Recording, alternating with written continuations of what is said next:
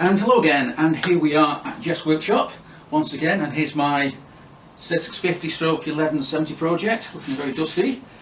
And it might not look like there's much going on, but there is. And first of all, this seat base has now moved on a long way. We've cut away the sides of the front here because they were very uneven and a bit tricky to get right, and instead this is now bolted down to an aluminium sheet which is folded across here. I can't really show you very well, but if I just very gently lift this up, it's got bolt holes there, look, and that's not tape, that's an aluminium plate which we folded, and the idea is that we will, let's put this back on again, we will glass this sheet in, this stainless steel sheet, into the seat unit underneath. That'll give it strength and also give us a nice even finish here that we can't quite get with the fiberglass. Now obviously we'll have to fiberglass over that, but that's okay. I've also got the side panels on. The mounts are all done now, and the problem I've had since the very beginning is that the edge of the side panel here doesn't match up with the edge, the back of the tank, which I think may look a bit odd. Now you can't really do a lot about that because the tank is where it is and the side panel is where it is, you can't remove it. So yeah, a bit of a problem. But we do have a plan, and that plan is, well, here comes Jeff with my cup of tea. Thank you very much. I'm going to grab my butties. Okay, you've got your Back butties. in a minute. Okay, no problem, I'll carry on. And the plan is that the side panel and part of the tank will be quite dark, so that will kind of hide that sort of difference. And also, the chap Mark Reynolds, who's going to do the paintwork for me, can do what's called plastic welding, because this is plastic, not fiberglass, and I'm going to ask him if he can to modify this angle here so that that curve is close to the edge of the tank. Not by a huge amount, only by about 10 mil, maybe 15 millimeters, because you don't want to spoil the look of the side panel itself. It can be very gentle, very sort of slight, but hopefully that will make things merge together a lot better. Yeah, so I'm pretty happy with that. What else is going on? Oh yes, we've now got some strengthening struts going across the frame here and underneath the seat area, because we need that to hold the battery box in place, the stainless steel battery box, there it is there, and also of course to strengthen the frame, since the engine is going to make about twice as much horsepower as an original Z650 engine ever would. Yeah, so that's pretty good. So again, it might not look like there's much going on, but things are happening quite quickly now. Next thing we've got to do is that because the side panel comes back this way more than a standard Z650 would, the petcock on this Z1000 tank, let me just put that there, the petcock is right there, and obviously you can't really use it because the side panel's in the way. So that petcock mount is going to have to move, and to do that we'll have to cut it out and weld in a new piece underneath the tank. Fortunately there's lots of room there, so not such a great problem. The only slight thing you've got to watch out for is that it's not interfering with the edge of the carburetors, or rather the carburetor air filters, but I think we should be okay because I'm running pods, not a full air box.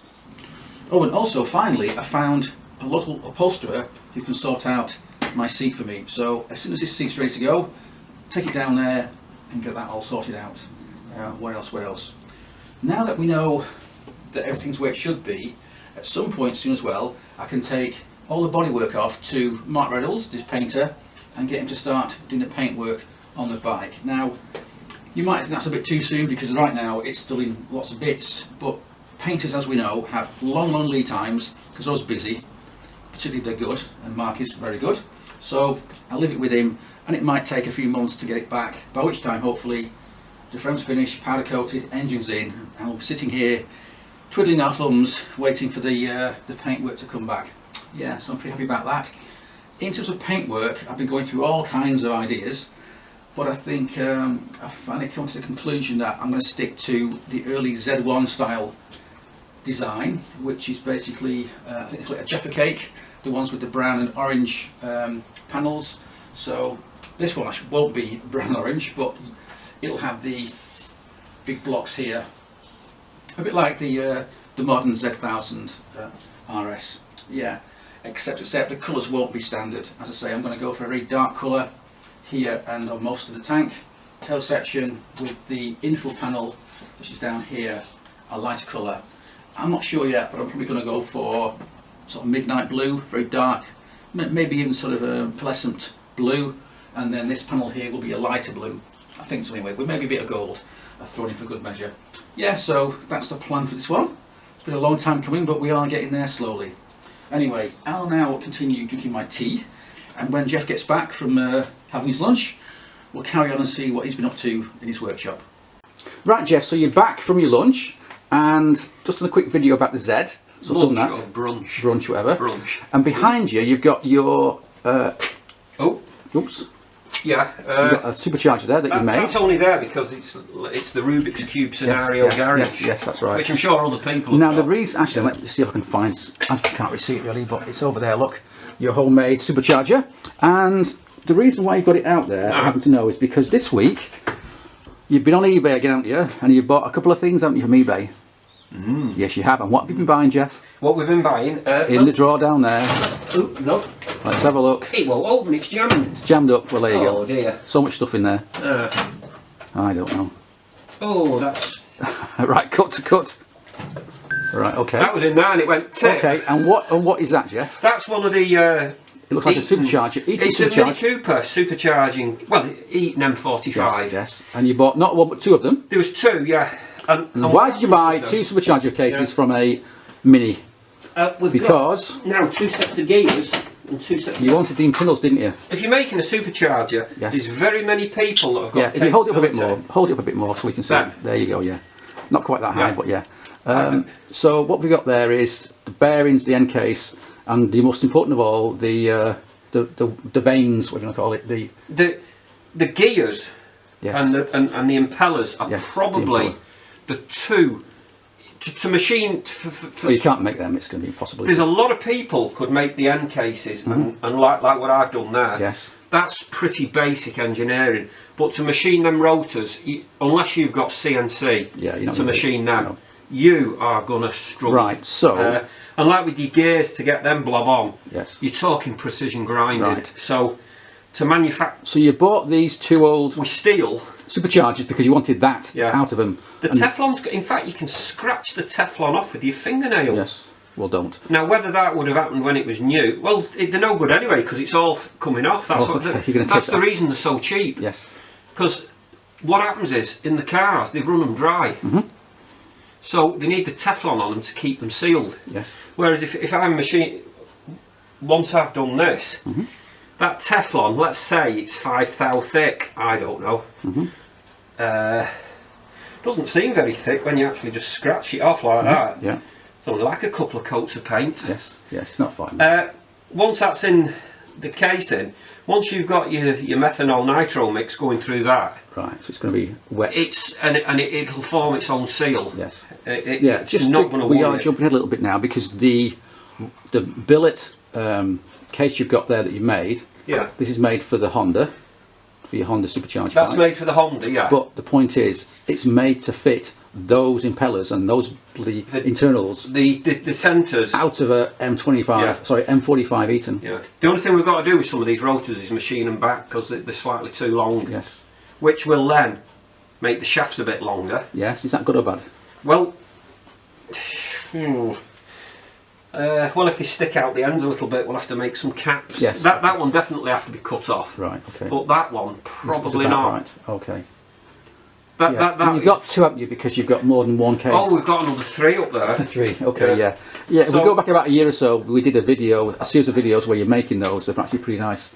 I've got an M45 blower. Where are you going now? That I bought originally for it. Okay. And wherever the old rotor's gone, I think that's it. It had suffered some damage. Oh God, yeah. I think we've seen that. Yeah. Let me just refocus and we can see that in a bit more detail. So I've zoomed in a bit and you can see the damage. Yeah, I don't know what had happened to it, but it knackered the end of the casing up. That ain't going to keep compression. Amazingly, the casing on the circumference was okay. Oh well, it must have had some couple of small marks, but you could actually, if you get another set of rotors. I mean, you thought at the time, get them built up with weld and foul. No. That was 69 quid for a set of gears and rotors. Yes, yeah. By the time you paid someone to weld that and dressed it all up, and it's not worth it. No, it's not worth it. Yeah, so if you put that down for a second, Jeff, and grab hold of your billet cases, because we've not really seen that from here. You can't quite... If you just grab it and show it people, there it is. Now, the reason why, I happen to know this, you have to make that again, not because it looks fantastic, which it does, it's because the inlet and outlet have been moved, haven't they, to suit the application of your Honda Supercharged bike. Because it wasn't quite right as it was with a standard case. Is that right? You got that right?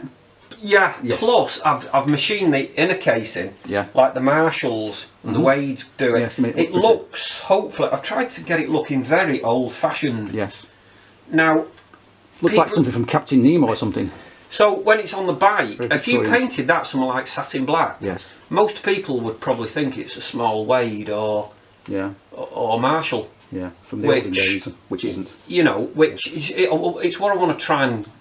Yes. Because, let's face it, whoever's in the design works at Eton, you know, I think they've had a slap round the head.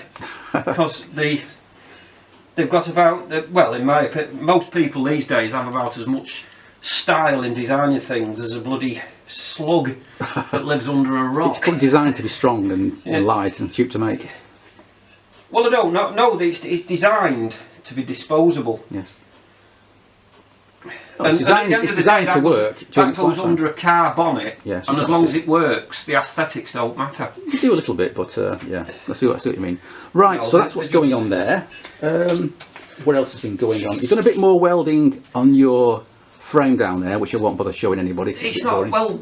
It was a little slight thought, and I thought, hang on a minute, I can't have the bolts going one at 90 degrees to each other, because you need to slide it out, and if the two bolts are in, it's... Yeah, you can't tilt it back because it's sat against the frame. We're talking about mounting the seats. Yeah, so I've had to do them all vertically. So you've modified that slightly. Yeah. I'll have to get someone with little hands to put this up, hopefully. We've just actually been talking about the Z engine over there very quickly, so let me go over there and we'll just continue our little conversation about a new project.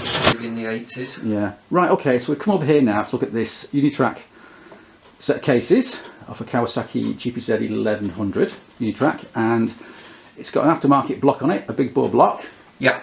Which will take it out to about 15 It is 1500. Yeah. I was amazed when I saw it. Yeah, yeah. But... And here we've got one of your rather nice cam covers, not been polished yet. The ones that I actually made a slight blunder on. Yes, well, we won't mention that.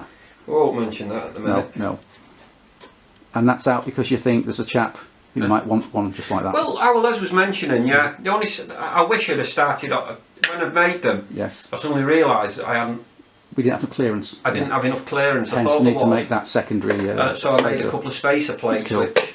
It's the same as I've got on my... Once they're all dressed in and polished. Yeah, I've got the same thing on my GPZ 1170 motor. So, anyway, what I've actually come over here for is to look at that. And look at that is because it's a combined hydraulic slave cylinder mount, because you've converted it from cable to hydraulic. Combined with an outrigger to support the gearbox output shaft. Yeah. And I want another one of them. I've got one of them right now on my 1170 motor. It's polishing yet, but I need another one. This time for my Mark II, Kawasaki Mark II 1400cc motor. But I see you are a great lover of ball milling, which I'm not. So we'll do one like that, but without the ball milling. No, that was just an idea. Yes. I quite like. Yes, I know you do. I know you do. I know you do. It's very 80s. 70s. All right, 70s, whatever. Very 80s to me. Anyway, 70s. Yeah, who cares what? So we'll have to talk about what's required to do that. I'm going to get myself a new Oberon slave to go on that thing, on my version of that, and then we might have to go and get some more material. See, although it looks like an outrigger plate, whether just to put something in there, just to make people think it's an outrigger plate, even it's not. Well, I don't know. Well, but the thing is, if you leave it blank, it doesn't look like it's. Yeah. You know. I've seen some actually where we could just machine a cap. Yeah. And machine it in, and as though it's blanking. Well, we can do something. Yeah, we can do something. I mean, I've seen some. But if you just leave it, left it flush with nothing there, it wouldn't. Well, I have seen some, and they sort of come like this. they don't have all that there at all. It's just like comes like that and then comes back again. Yeah. Because it's just to mount the. Well, this actually I've took up to coincide with the rear engine mount. Yes, yeah.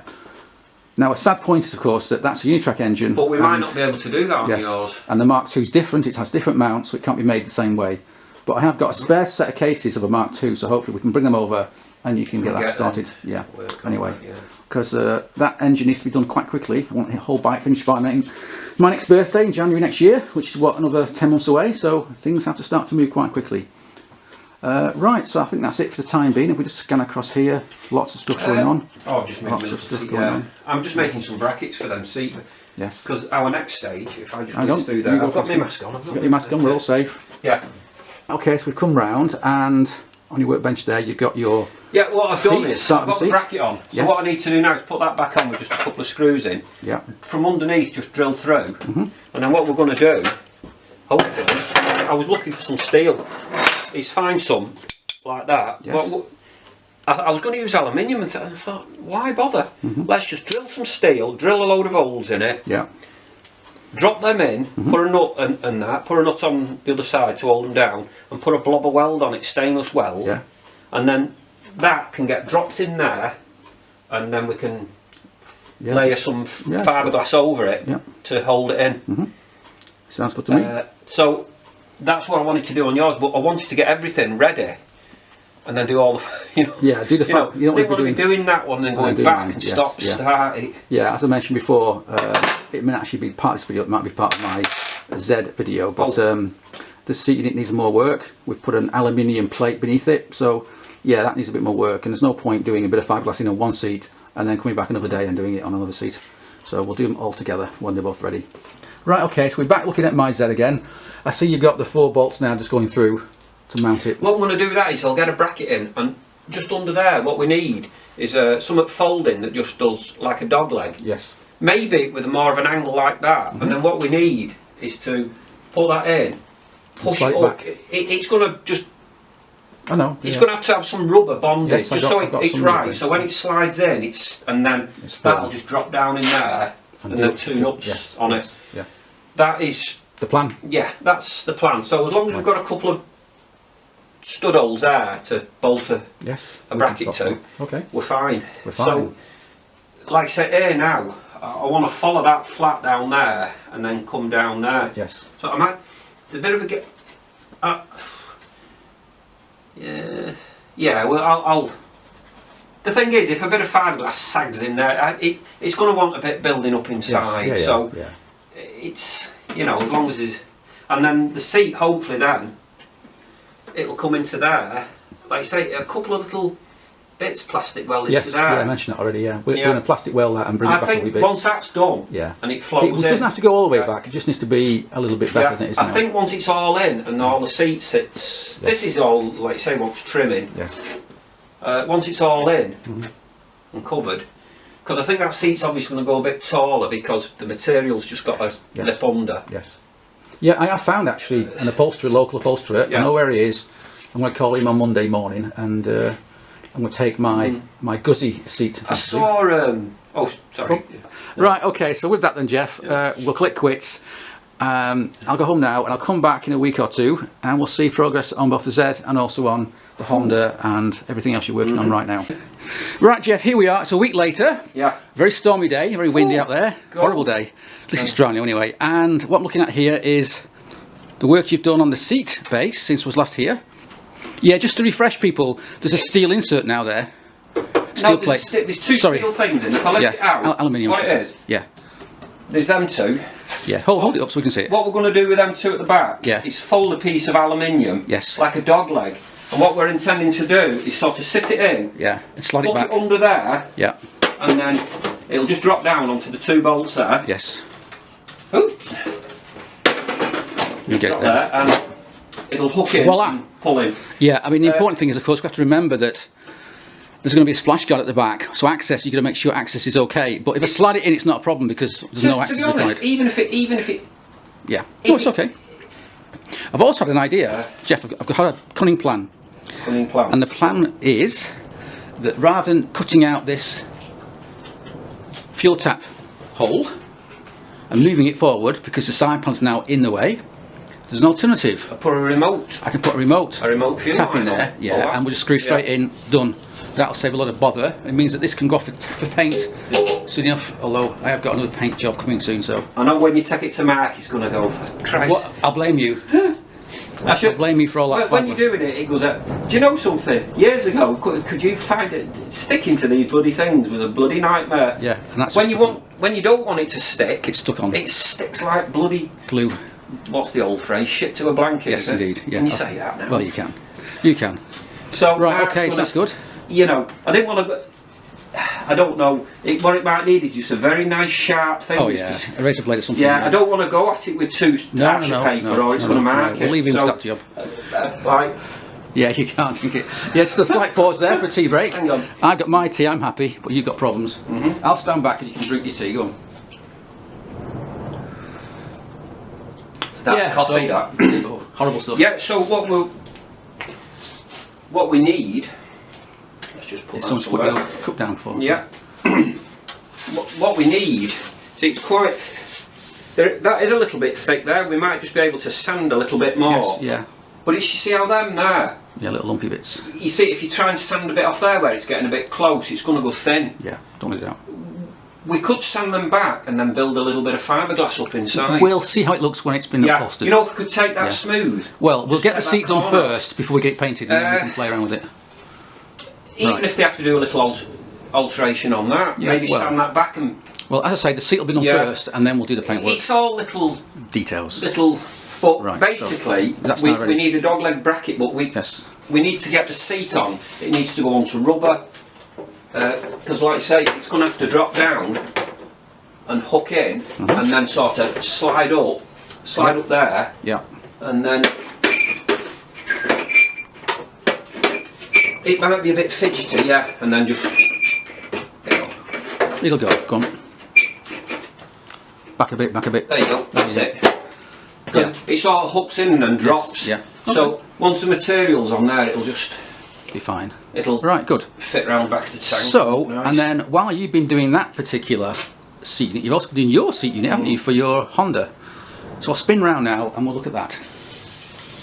Right, Jeff, yes, so here we are in the main workshop, and just here is your Honda frame. I see you've been busy with your seat base, now looking very nice and neat. It's not too bad. Yeah, so that can be upholstered at the same time as it's fiberglass. It's probably a little bit thicker. Under there is the strips with the studs. Yes, go on then. Yeah. Lift it off and let's see. My original design. Yes. As I say, I suddenly thought, you can't do that, you donut. Because it won't come off. You just, there you go. You just.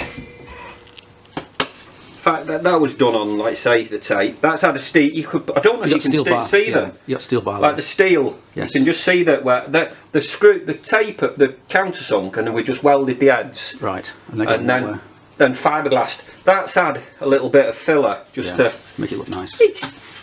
My intentions with that now. I mean, originally I was going to put that bracket to go through. Yeah. And then I suddenly thought, hang on a minute.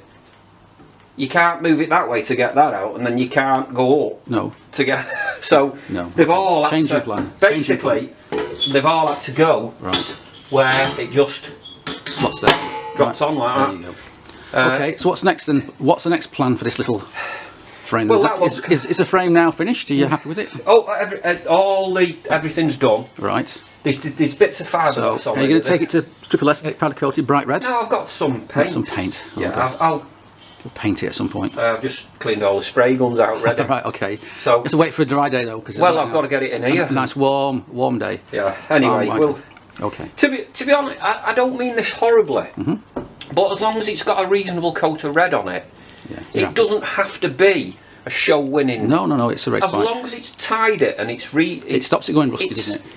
You know, you don't want it full of runs or dead patchy. No. But as long as it's got a reasonable, nice coat of red on it. Okay, you're happy. Well, basically, like you say, now what I want to do now is I want to bolt that on. This is for your new aluminium seat base. I've got to profile all that. Yes. So I'm just peeing it over so that I can get it in a situation where I can get it to Jeff's and he can tack it up. Yes. And you know, obviously I don't want to be getting the frame painted. No, until that's done. Doing that. No. Okay, so that's next. So basically, see, what I want to do is try and cut it and get it all as close as possible. So all that Jeff's got to do is the minimal amount of work. You know, yes, hopefully the cheapest amount of work. Well, hopefully I'm trying save some money. Trying to save. Right, well, we'll stop there because I've got some more tea to drink, and I just want to film one more thing before I go home. Right, Jeff, so finally what I've got there for you is a spare set of cases for a Kawasaki Z650 Mark II, which is for my new project, of course. Spare set because in your hand you have got 2 pieces of 12mm aluminium plate, brand new, great expense, and one of those pieces you're going to use to make me an outrigger plate. The main purpose for which will be to hold a hydraulic clutch conversion. Yeah, so we need. So of course you needed that case because it's different from GPZ. It's different from the earlier I think cases. basically, I'm not sure. I think that might be the same, but I think the position of that in relation to that is different, and obviously the GPZ doesn't have. Yes. Well, that's just the start of it anyway. We'll speak to Les when he's got time, and we can all agree what's required. Because I think we can work it out. The frame has been modified ever so slightly. Yeah. But I can't remember how. Oh. Yeah. I think one of the rear mounts has been taken out from say 10 to 12mm, but I can't remember. I'm not sure. I can't remember. It could be 12. Yeah, anyway, it could be 12. Well, that would be quite good, because that's the very first bit of work for the new project, for my new Mark II project, which is quite good. At this rate, it'll get finished before that one's finished, but never mind. Yeah, so that's that.